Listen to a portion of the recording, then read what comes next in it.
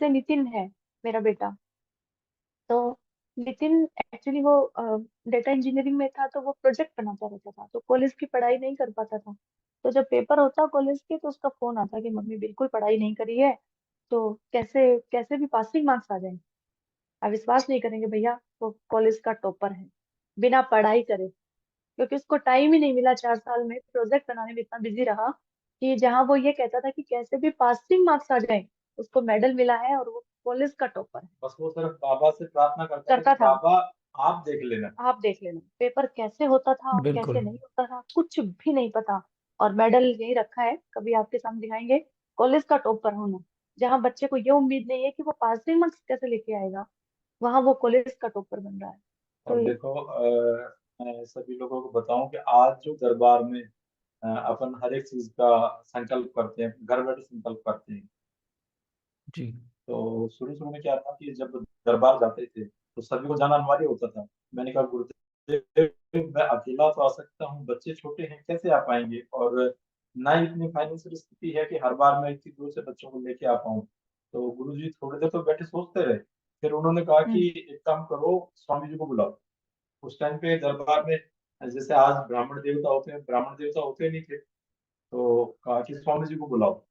मैंने स्वामी जी को बुलाया तो स्वामी बोले, स्वामी जी एक काम करो, आप वो लेके आओ रोली चावल और प्लेट पूजा की, और बाबा के पास चेतन को ले जाओ और इनको ले जाके संकल्प कराओ। तो ये संकल्प कराएं कि बाबा इन मेरे डीएनए के जितने भी रोग और कष्ट हैं वो मेरे ही शरीर से निकल जाए। मेरे बच्चों के लिए नहीं। मेरे बच्चों मतलब मेरे डीएनए में मेरे बच्चों को जितने भी रोग कष्ट हैं वो मेरे शरीर द्वारा ही निकाले जाएं। ये संकल्प करो। पर गुरुदेव ने कहा बेटा ये देख लो कि आपको थोड़ी तकलीफ बढ़ जाएगी। मैंने कहा, गुरुदेव कोई बात नहीं है। उस दिन से दरबार में संकल्प की प्रक्रिया शुरू हुई, और एक बार गुरुदेव ने कहा भी कि बेटा जब भी कोई नई शक्ति खोलते हैं तो एक बार आपको याद जरूर करते हैं। तो ये गुरुदेव का विशेष प्रेम है। और बहुत जब सुंदर। गुरुदेव जब चिकित्सा करते थे तो मेरे को सौभाग्य प्राप्त हुआ, गुरुदेव के पास में खड़ा रहता था। तो मैं कहता गुरुदेव देखो मेरे पैर पे ये 1-1.5 लाख प्रेत चढ़ गए। भारी हो जाता था। पैर में ऐसा लगता था कि 1-1.5 लाख प्रेत चढ़ गए हैं। तो गुरुदेव फिर छड़ी से उनको हटाते थे। हवन कुंड में डालते थे। और एक बार क्या हुआ कि उस टाइम पे ये प्रक्रिया होती थी, हम उस पे जो पट्टी बांध के बैठते थे। तो गुरुदेव कहते थे कि सब में आग लगा दीजिए। अग्नि तेज करी जाओ। तो जैसे ही गुरुदेव बोलते कि सब में आग लगा दी जाए, सब लोग धीरे धीरे धीरे चिल्लाना शुरू करते हैं। और फिर गुरु जी कहते हैं कि अग्नि और तेज कर दी जाए, तो पूरी तरह से हर एक आदमी चिल्लाना शुरू कर देता। अब वो गुरुदेव ने दिव्य दृष्टि दी हुई थी। गुरुदेव ने मेरे से कहा बेटा खड़ा हो, और खड़े होकर देखो आपको क्या नजर आ रहा है। तो मैं बता रहा हूँ गुरुदेव असंख्य चिताएं हैं और सब में आग लगी हुई है। तो ये इस तरह के बहुत सारे अनुभव हैं। एक बार गुरुदेव बाबा के दरबार से माता के दरबार में जा रहे थे। तो रास्ते में मैं खड़ा था, मैंने गुरुदेव को प्रणाम किया। प्रणाम करा तो गुरु जी रुके और दो लोगों से बात कर रहे थे, और मेरे को पकड़ के अपनी तरफ खींच के और मेरे कंधे पे हाथ रख के खड़े हो गए गुरुदेव। कम से कम 15 मिनट खड़े रहे। तो वो क्षण याद आते हैं कि काश वो घड़ियां दोबारा मिल जाए, कि शायद कभी जीवन में ऐसा सौभाग्य प्राप्त हो कि गुरुदेव उस तरह से वापस पकड़ के खड़े हो जाए। मतलब आज जैसे लोग सोचते हैं ना कि लोग फोटो खींच के रख लेते हैं, लेकिन पता अब ही नहीं था। हमारे पास ये नहीं पता कि अब दोबारा ऐसी फोटो मिल पाएगी कि नहीं मिल पाएगी। उस वक्त तो फोटो खींच नहीं पाए, वो सिर्फ दिल में अंकित है। वो बाबा का प्यार दिल में हम्म। अंकित है। और जी। दरबार में जब भी मैं पहुंचता चाहे कितनी भीड़ होती थी, गुरुदेव दूर से आवाज लगाते चेतन आगे आ जाओ। मतलब वो प्रेम, अब वो गुरु का प्रेम, पिता का प्रेम, मैं शब्दों में बयान नहीं कर सकता वो क्या है। बड़े दयालु हैं गुरुदेव। और भैया गुरुजी के पेशेंस की बात यहाँ पे करें, तो एक बार की बात है कि जब शुरू शुरू में गुरुजी कैबिन में देखते थे, और पता नहीं था कि दूसरों के बारे में बातें नहीं करनी होती हैं, तो जैसे ही हम लोग लाइन लगा के बैठे थे, तो एक लेडी थी, उन्होंने गुरुजी के 2 ढाई घंटे खराब कर दिए। कभी मौसी के बारे में पूछ रही है, कभी बुआ के बारे में, ऐसे करते करते करते करते, तो मैं पीछे बैठी हुई बड़ी गुस्से में आ रही थी। गुरुजी तो नॉर्मल थे, लेकिन मुझे गुस्सा आ रहा था कि अब तो गुरुजी देखेंगे नहीं मुझे तो, क्योंकि इन्होंने आगे जो बैठी इन्होंने बहुत समय ले लिया है। और अब गुरुजी मेरे को 2 मिनट में ही बस, और हो सकता है गुरुजी को गुस्सा भी आ जाए, तो अब कैसे देख पाएंगे गुरुजी। 2 ढाई घंटे किसी व्यक्ति के खराब कर दिए जाए, और वो भी फालतू की अलग अलग बातों में, तो डेफिनेटली एक ऐसा हो जाता है स्वभाव कि अब बहुत हो गया। तो जैसे ही वो लेडी जब गई 2 ढाई घंटे के बाद में, तो मेरा नंबर जब आया, तो गुरुजी एकदम फ्रेश, कोई शिकन तक नहीं चेहरे पे, और हमसे कहते हैं कि हाँ बेटा अब आप बताओ। तो मैं तो चौंक गई कि ऐसे कैसे हो सकता है कि एक साधारण व्यक्ति को तो बड़ी जल्दी गुस्सा आ जाएगा, लेकिन ये कोई साधारण व्यक्ति नहीं है, ये परमात्मा है। और गुरुजी ने ये बात कही भी बाद में, कि पहले तो शुरू में हम मानते ही नहीं थे, कि मन में सोचते थे भाई और दरबार जैसे होते हैं वैसे ये भी दरबार है। गुरुजी ने हमें एक दिन बताया कि जो बाबा है, पूज्य बाबा जी हैं, वो पार ब्रह्म परमेश्वर है, कोई साधारण इंसान नहीं है। और एक बात और कहूँ भैया मैं, कि हम लोग सोचते हैं कि जो भूत प्रेतों का जो शुरू शुरू में जिक्र दरबार में हुआ, उनको नाश करने के लिए परमात्मा का अवतार होता है।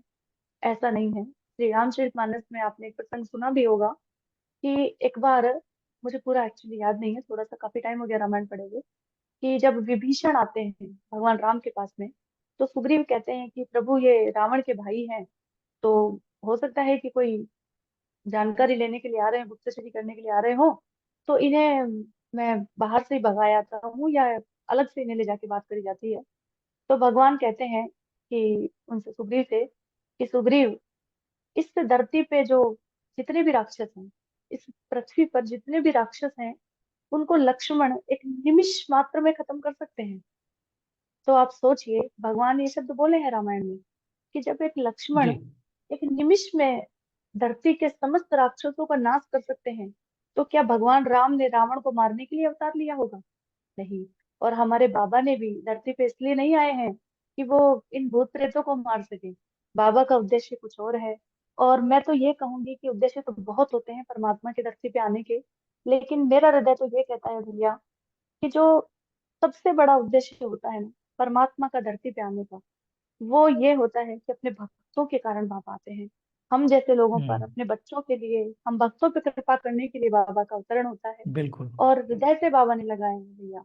आप देखिए, केक कटवाते हैं बाबा, छोटी छोटी बातों में खाते हैं, भोग लगाते हैं। और एक श्रेया नाम की एक लड़की थी, तो उसका वीडियो पहले आया था, शायद आप लोगों ने देखा भी हो। उसको बाबा ने थैंक यू बोला है। गुरुजी ने श्रेया से कहा कि श्रेया बाबा क्या कह रहे हैं? तो श्रेया कहती है कि बाबा थैंक यू बोल रहे हैं। तो मेरी भी इच्छा थी, जी बाबा आप थैंक यू क्यों बोलते हो? परमात्मा होकर के वो थैंक यू बोल रहे हैं बच्चों को, क्योंकि वो बहुत प्यार करते हैं हमसे। एक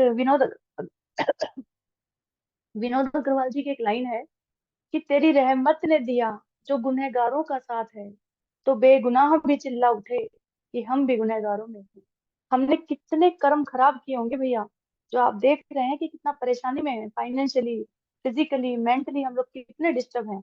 और उन लोगों पर बाबा की कृपा हो रही है, परमात्मा की कृपा उन लोगों पर हो रही है जिन्होंने कर्म बहुत खराब किए थे। बड़े सोचने की बात है ये, कि जिन्होंने बहुत बुरे कर्म किए हैं ना, उन लोगों पर ये परमात्मा की कृपा बरस रही है। बाबा उन लोगों पर कितनी मेहरबानी कर रहे हैं, सोचिए आप, कितनी बड़ी बात है। और हम लोग ये सोचते हैं कि भूत प्रेतों के नाश के लिए बाबा का अवतरण हुआ, नहीं। बाबा हमें अपनी जोत से मिलाने जा रहे हैं, अपने आप से मिलाने जा रहे हैं, दीक्षा के माध्यम से।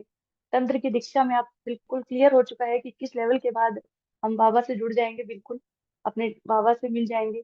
तो ये बहुत बड़ी कृपा है उनकी, कि बड़े बड़े ऋषि मुनियों ने, बड़े बड़े संत महात्माओं ने हजारों सालों तक तपस्या करके ईश्वर की प्राप्ति नहीं की, और वो मात्र एक 21 स्टेज पार करने पर आपको प्राप्त हो जाएगी, एक साधारण व्यक्ति को, एक स्त्री जाति को। बिल्कुल तो ये बहुत बड़ी बात है, कि जो हम, ये तो हम हमारे ग्रंथों में देखते हैं कि बड़े बड़े ऋषि मुनि हजारों करोड़ों वर्षों तक तपस्या कर करके और आज भी बैठे हुए हैं, उनको मुक्ति नहीं मिली है। बिल्कुल।